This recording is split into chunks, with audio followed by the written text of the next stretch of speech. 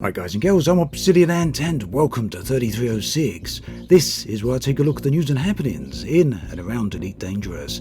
This week, fleet carrier Paintjobs are still broke, are Tenuous atmospheres going to be enough, and a new Elite community manager is going to join this week's Frontier livestream. The release of the latest fix for the fleet carrier update brought with it an issue that has affected a number of things, but most specifically fleet carriers themselves. Now this is a relatively straightforward problem to replicate, and whilst it isn't game breaking, it will nonetheless significantly affect any carrier cosmetics that you have purchased. When a player applies a paint job to their carrier, the paint job will be instantly removed every time they re-enter the carrier's instance. Whilst the paint job can be reapplied, it will still continue to be removed. Frontier have acknowledged that they are aware of this issue, but as yet haven't said when it will be fixed. Frontier's charity event with Game Blast happened all the way back in February. However, the effects of the event are still being felt. Elite Dangerous community, the Alchemy Den, famed for a number of things, including some rather stunning embroidered patches, donated profits from these great patches to the event. In return, they gained the ability to name a few planets and a station within the Elite Dangerous galaxy. The renaming took place with the arrival of fleet carriers, and you can see the name changes made on the screen right now. If you're ever in that region of the galaxy, it might well be worth stopping by to say hello to members of the Alchemy Den. Now, the next subject is something that I wanted to talk about last week, but didn't actually get the chance to do it. On the PC Gamer Show, Frontier had a small segment to introduce Odyssey, the large update that is arriving in 2021. Now, the trailer for Odyssey instantly made it clear that space legs is going to be a thing, but two other questions immediately became apparent. The first, is it possible to walk around inside ships and space stations? For now, that remains unanswered. The second question was aimed at the blue skies in the trailer, which seemed to indicate atmospheric planets. Well, in a very brief interview, Frontier's game director for Elite Dangerous very briefly touched on that subject, confirming that tenuous atmospheres will be a part of the Odyssey update. So, whilst that confirms that atmosphere of some type will definitely be in Odyssey, it doesn't really tell us what type of atmospheres to expect. The word tenuous doesn't have a precise scientific definition when it comes to planetary atmospheres, but we could consider this then instead on a spectrum.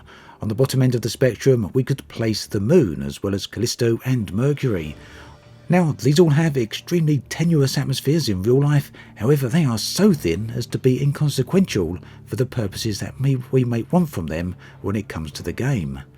Mars, on the other hand, could be on the higher end of the spectrum of worlds with a tenuous atmosphere.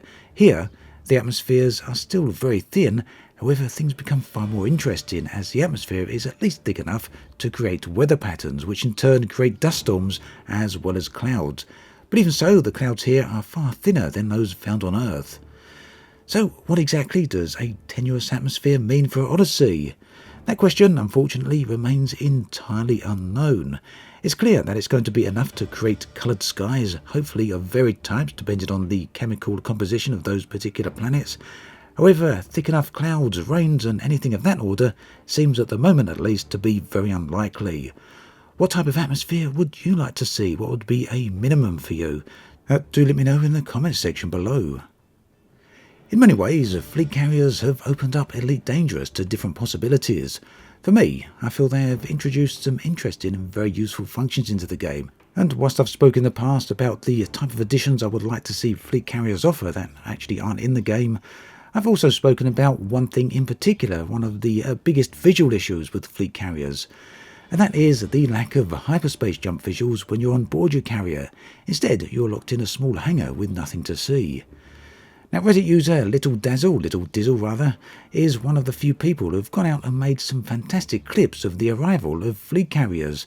This one is viewed from the cockpit of their ship, which gives a very interesting perspective indeed. As I talk, you can see a short snippet of that. For the full clip, do head on over to the Reddit thread linked in the video description. For those of you who are new to Elite, and perhaps some veterans too, the collection of various types of materials can be a real nuisance. Whilst there's plenty of guides and other resources available for this, Commander Federation Hammer Corps has created a very useful spreadsheet. Both the spreadsheet itself as well as the related Reddit thread are linked below.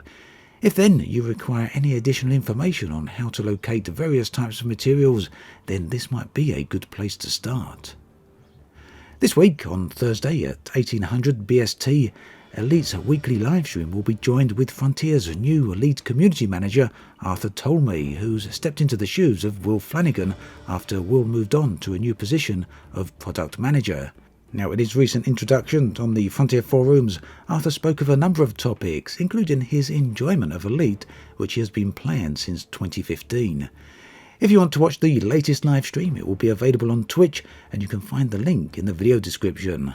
That then brings us to an end of this episode of 3306. As always, thanks for watching, and I'll catch you guys and girls next time.